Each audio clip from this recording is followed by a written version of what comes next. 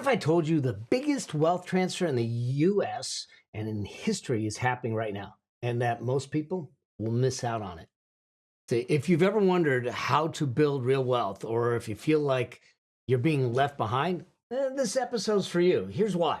I'm about to reveal how you can take advantage of this 84 trillion with a T dollar wealth transfer, even if you're not getting an inheritance. Listen, it's about positioning yourself to build lasting financial freedom the right way based on the opportunities that present themselves.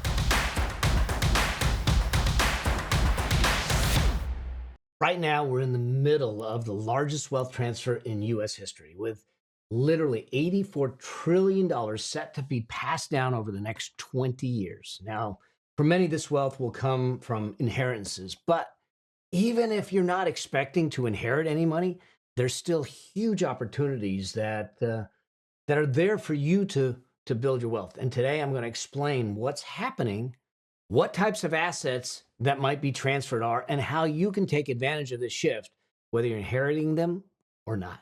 All right, so here's the deal.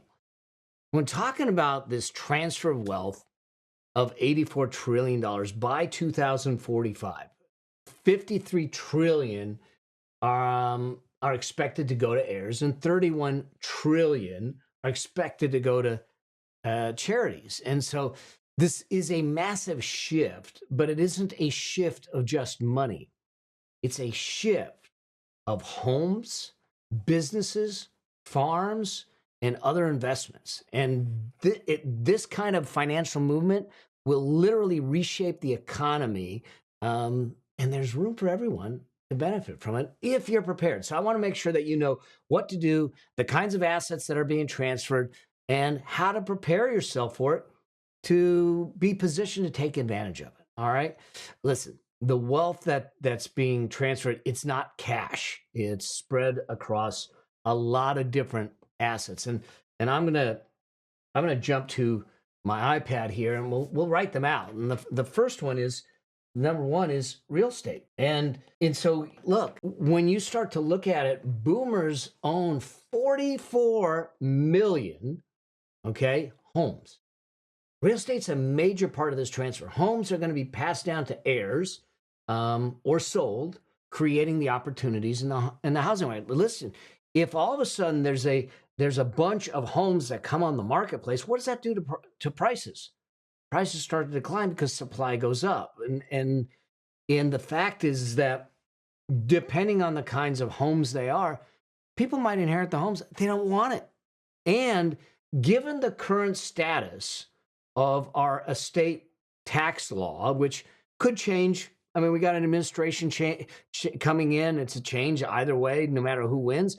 They may change it. But right now, when you inherit an asset, you get what's called a step up in basis. So literally, they could inherit a home. And let me just run some numbers so you understand how this happens. I'm going to make them extreme so you look at it from that perspective. Is that, let's say that the home was purchased by the parents for $100,000. But now when they pass away and they pass it on, it's worth $1 million.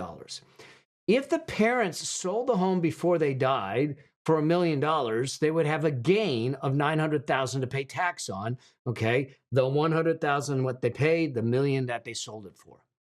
But when you inherit it, you get something called a step up in basis.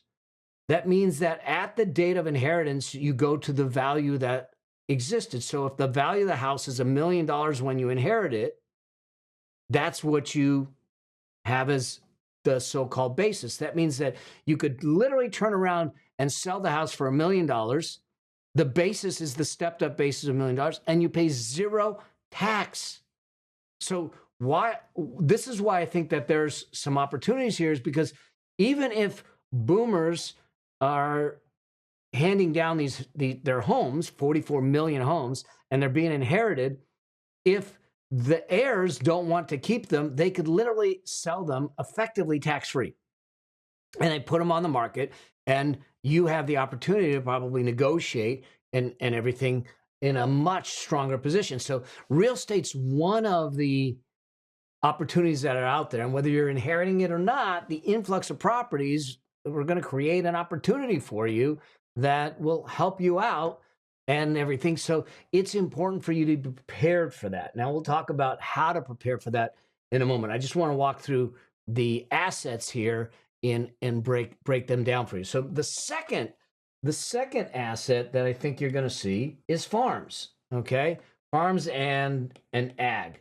Okay, agricultural land. Okay, over 40% of the farmland are owned in the US are owned by people age 65 or older. So these assets are ultimately going to be transferred also. And there'll be changes in ownership that brings new investment opportunities.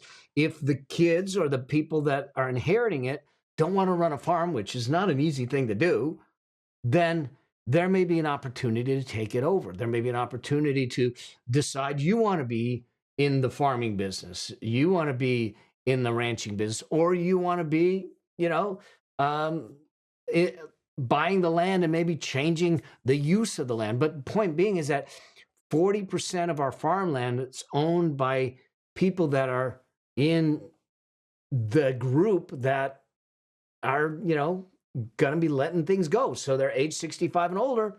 That might be coming down the pipe. So if it is something you've thought about, either a farm, ag property, ranch, then what you want to do is make sure that you're in that space having those conversations so you can see what's coming up, what's transpiring, because now you have an opportunity to possibly step in as these things come up. And there's the other thing to really start to get really clear on is being clear on what the government programs are, USDA loans and other investment accessible programs are for farming, ranching, agriculture, because there are some of those that if you're buying a residence, you don't get them. But as a farm, there are some subsidies and some special programs there. So this is a time to get educated. This is a time to understand how to use those to your advantage. Okay. That leads me to asset class number 3. Number 3 is businesses. There is approximately 2.3 million boomer-owned businesses that will change hands either through inheritance or sale or shut down. Okay, there are those out there that are sitting back saying, I have no one to take it over. So they're just going to walk away and shut it down. Well, what would happen if you took it over? Buying an existing business that has a proven profitable history is a wonderful way to create an additional income stream. If you buy it right, get it valued, do your due diligence, all that stuff to make sure that you step in to a cash flowing machine. In fact, I'm helping someone negotiate right now on the purchase of a business that's a cash flowing machine that's generating $300,000 cash flow a year. This is a huge opportunity for someone that wants to be an entrepreneur, is an entrepreneur, but if you want to be an entrepreneur, instead of starting at the ground floor, how about getting into a business that you would love to be in and that's existing, that has a track record? And so even if you're not inheriting the business, you can purchase it. And again, when you start to look at these types of businesses, depending on your demographic, there may be some special financing available through the SBA, Small Business Administration loans, minority financing, those kinds of things, because an established business that comes with a customer base, brand recognition, processes and systems in place is far more valuable and higher probability of success and continued cash flow than saying, I'm just going to do it on my own. And if this person that is aging out, let's call it, and wants to get out and has nowhere to go, is going to shut it down, it's a win-win. You can get in the business probably at a decent price because they were going to walk away from it, and they get a little cash out of the business to move on. In fact, I did this when I purchased the martial arts studio that I ended up having for 11 years. The person was retiring. He wanted out. Okay. He was just going to shut it down. I didn't want to shut it down more for community reasons because we did so much good for the kids and everything in the community. I said, I'll buy it from you. So he got a bit of cash. I got a business that was working in addition to all the other stuff I was doing. But more importantly, I had a vehicle to serve the community and make a difference in children's lives. And that's what I wanted to do. Okay. And then the fourth asset class is just portfolios. Okay. Now, most of these this is stocks, bonds, retirement accounts. Most of these will be inherited because you're going to put beneficiary designations on it and everything. So the boomers they literally hold trillions in investments in the stock market in these things that are going to pass down to heirs. Now, um, is there a way for you to take advantage of it? Well, what's going to happen is as these heirs get these portfolios, the question is, what are they going to do with them?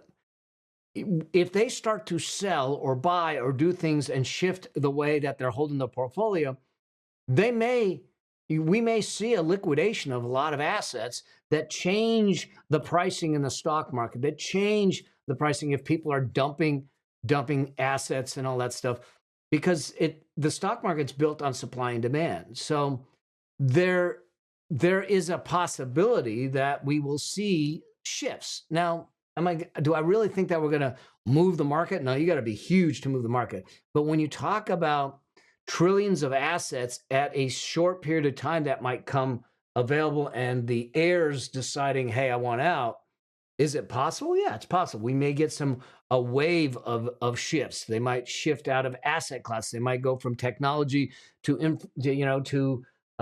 green types of investments, and you might see that coming about. And so there is something to be said for that. And then I think the last asset class is what I would call alternatives. And this is like artwork and collectibles and jewelry and antiques and that kind of thing. Now I don't deal in that. I don't know much about that, frankly. But I just think about some of the stuff that we had with my mom. I didn't know what some of that stuff is worth, and as people start to pass away and there's inheritances, that what do you do with them? So all of a sudden, if you happen to be an art collector or antique collector or a classic or a car collector, there may be opportunities for you to take these off of the beneficiary's hands, the heirs' hands, because they don't want it, they don't know what to do with it and everything. So things like that will get sold and transferred in estate sales and all that. So this is a time for you to start looking at it and say, hey, where, are these things that I want to be involved with? Are these things that I might have an opportunity to get into vintage cars and that kind of thing. But you got to start small. You got to do your research. You got to look for the hidden gems. You got to look for the deal. They're just not going to come knocking on your door. You have to get in the game, which really gets you to look at it from the perspective of, well, what are really the opportunities if you're not inheriting it and how to prepare for them? So I think that there's a lot of different ways to capitalize on it. One is, like I said, with the real estate, if there's a flood of real estate, you may see that there's an impact on pricing. And when an heir inherits a piece of real estate with a step up in basis and they know they don't have to pay tax on it, they might be willing to take a different kind of deal from you to buy it because they don't have to worry about the tax bite that's going to happen. Okay. So there may be times for you to look at buying real estate in a way with creative financing where the current owner takes back the paper and you're paying them for it, or crowdfunding platforms where we're taking on real estate and that kind of thing. But here's the key. The pro tip for you on this is you got to identify the markets where you may want to be and where there may be a glut of homes for sale due to the wealth transfer. You're going to have to do some research because it could be there. It could be in suburban areas. It could be vacation home areas. It could be rural properties. It could be anywhere, but start doing some investigation of the demographics in these areas. If you really want to get into real estate, do the research, do the work, follow the trends of the market, create connections with the real estate professionals there. And so you become the reason we got into this home basically right on the water, right on the beach, is because we had connections in the people here and we were able to buy the home before it ever went on the market. This is the way that you can buy things in an effective way, but you've got to prepare for it. And like I said, it's between now and 2045. So getting in the game, even if you don't have the cash yet, getting informed, understand the market, all that stuff is hugely important. Now, when it comes to the businesses, a lot of businesses, like I said, do not have successors.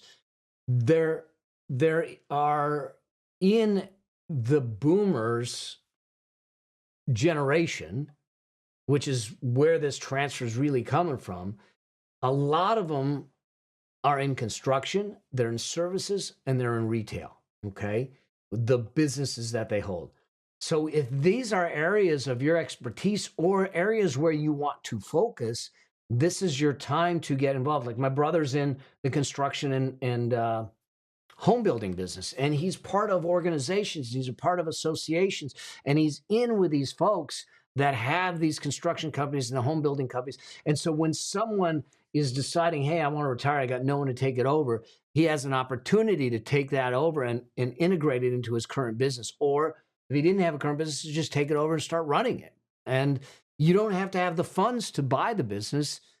You don't have to have all the funds. You probably have to have enough of a down payment to make the owner comfortable with doing the deal, but you can get the owner to finance it. You can get earnout options. There's a lot of creative financing, SBA loans, working with partners to acquire the business, but partnerships are very unique and you have to be really, really careful because it's another marriage in your life. And you have to be really careful because most partnerships in the long term don't work out if you don't do it right at the beginning. So that's how I would prepare for that. Then when it comes to investments and portfolios and that kind of thing, you want to start to get acclimated from an understanding of what it is to manage a portfolio. Understand the rules, the tools, the frameworks and processes that are in my book, Building Your Money Machine.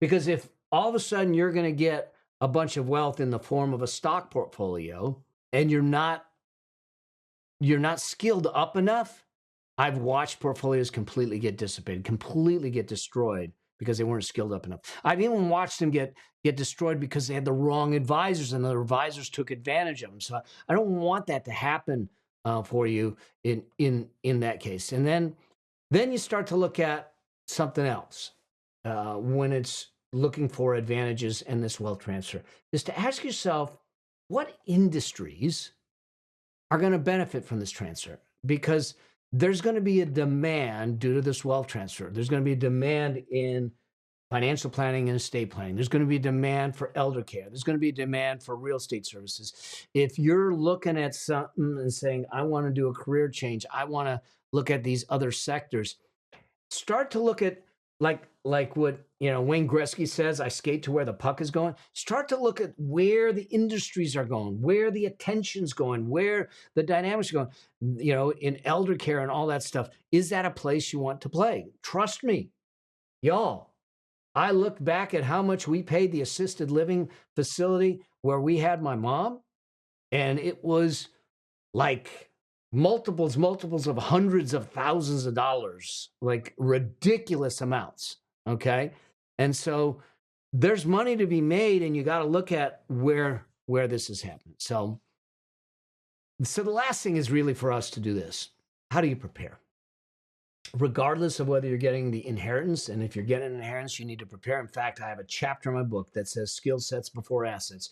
No one should get the assets if they don't have the skill sets to steward the assets. Even though you are blood, I'm sorry, you don't deserve it just because you're blood. You deserve it because you are a good steward of the things that your parents or wherever you're inheriting it from created, so that they're respected. So there are some things that you need to focus on. And the first thing I think that we really need to focus on is your financial understanding. So number one is financial literacy. So if you're going to inherit or not going to inherit, but you're trying to get investing, Increasing your financial literacy is huge. Your financial knowledge, reading books on investing, personal finance, real estate, business acquisition, online courses, all those things are going to prepare you for when the opportunity comes to you. Because most of the time, we don't even know the opportunity because we don't notice it. We're not trained it. So here's what I would invite you to do: dedicate 30 minutes a day to learning about financial topics. Whether it's podcasts, like mine, or shows like mine, whether it's books like mine, or articles, or trainings, or watching a program. 30 minutes a day. That's all. And do it even not 5 days a week. Do it 3 days a week. There's an hour and a half dedicated to your financial knowledge a week. That will make a huge difference. The second thing that you need to do is get your own finances in order. If you are not managing your own money, if you are not controlling it and on a plan, if you're not following something like the wealth priority ladder, if you don't have an emergency fund, if you're not paying down your debt and you have destructive it, if you're not doing that, now's the time to do it. Because if you are in desperate straits financially, none of these opportunities are going to be good for you because you can't take advantage of it. But if you know that you're running from you have a cash resource plan, like I do money machine master plans for a lot of our clients, where we build out this plan and we test everything. The portfolios, the assumptions, whether they have kids going to college, what college, we do all of that financially to see where they are and the probability of success. They have an emergency fund, a peace of mind fund. Are they investing? Do they have a 401k? Do they have a pension plan? What are they doing? If you have those things in place, great. If you don't, now's the time to do that. Now's the time to get your finances in order, because when your finances in order, you have the ability to take advantage of these opportunities in a much easier way. Plus, if you're going to need financing, either from the seller, maybe you're buying a business, or you're buying a piece of real estate, or from a bank, if your finances are in order, you're going to look a lot better to the seller or the bank, and they're willing to help you, okay? And do that. And then the third thing is to sit back and start to understand and leverage, if you will, financial planning, the right kind of financial planning, and knowing how you can move some things around in a way that minimize tax. Just like I said about inheriting a piece of real estate and then being able to sell it without a tax because of the step up in basis. You can do that same with a portfolio. If I have $1 million stock portfolio that I inherit, you get a step up in basis. You could literally sell the whole portfolio. I don't recommend it, and pay no tax on it.